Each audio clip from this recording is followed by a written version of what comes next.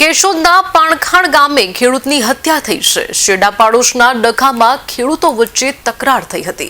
બે જૂથ વચ્ચેના ઝઘડામાં એકનું મોત જ્યારે 5 જેટલા લોકો ગંભીર પ્રકારે ઇજાગ્રસ્ત થયા છે। તમામ ઇજાગ્રસ્તોને 108 મારફતે હોસ્પિટલ ખસેડાયા છે। ગંભીર રીતે ઇજાગ્રસ્ત બે વ્યક્તિને જૂનાગઢ રિફર કરાયા છે।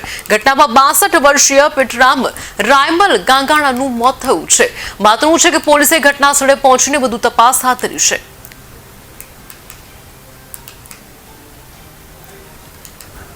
મારું નામ ભાઈ રાયમલભાઈ ગાંગડા, રહેવાનું પાણખણ। મારા નાના ભાઈ પીઠરામભાઈ રાયમલભાઈ ગાંગડા, જેનું આજે મર્ડર થઈ ગયેલ છે, જેમાં મેં 6 મહિના પહેલાં જમીન લીધેલી। એ જમીન બાબતે રસ્તા બાબતે એ લોકો કોર્ટમાં ગયેલા। કોર્ટે નિર્ણય આપી દીધો।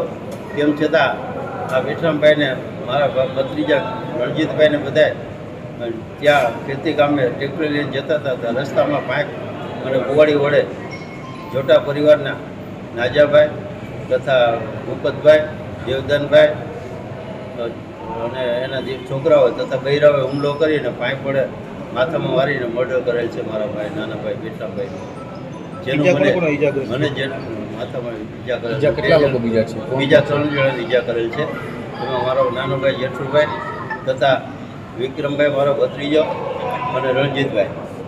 મારું જીવન ઝેર કરી નાખેલ છે। હું જીવન એવા લાયક નથી। મને ભગવાન માફ કરે।